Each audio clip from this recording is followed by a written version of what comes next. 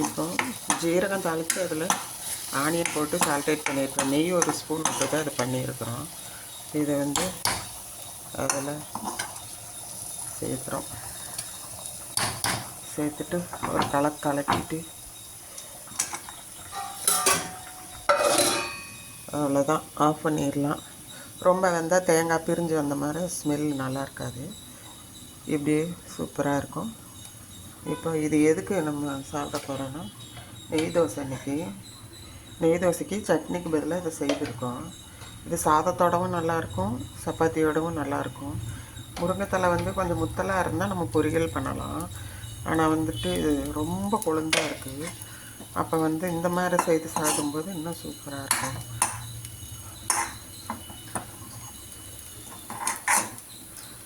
இப்போ இதுலேயே அந்த கொஞ்சம் ஆனியனும் ஜீரகமும் போட்டுட்டு அதை ஸ்ப்ரெட் பண்ணி விட்டுட்டு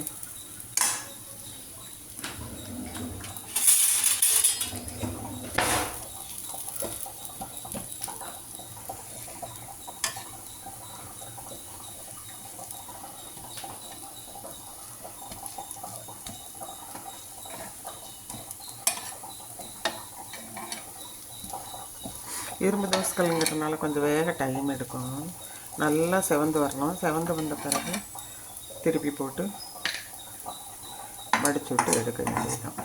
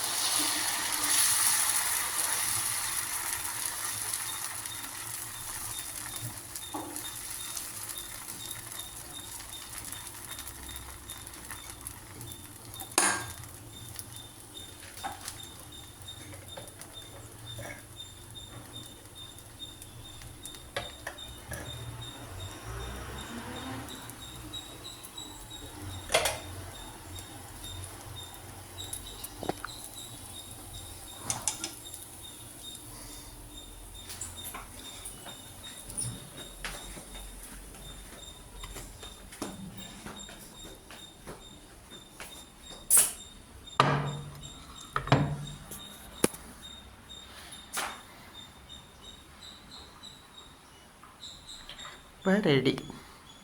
இது வந்து உங்களுக்கு அந்த கலரே மாறாமல் இருக்கும், க்ரீன் கலரே மாறாமல் இருக்கும், டேஸ்டியாகவும் இருக்கும். ஒரு சிலருக்கு தக்காளி பிடிக்குன்னா சேர்த்துக்கலாம், தேவையில்லை, நிறைய குழம்பு வரும். அதனால் இது போல் செய்து சாப்பிடுங்க, ரொம்ப ஆரோக்கியமானது. வெயில் அதிகமாக இருக்குது இந்த வருஷம், ரேஷஸ்லாம் வராமல் இருக்கிறதுக்கு, முடி கொட்டாமல் இருக்கிறதுக்கெலாம் முருங்கீரை ரொம்ப ரொம்ப ரொம்ப நல்லது. அது மார்னிங் கீரை சாப்பிட்ணும், அது ரொம்ப நல்லது. டெய்லி சட்னி பண்ணுறதுக்கு பதிலாக இது போல் செய்து சாப்பிடுங்க.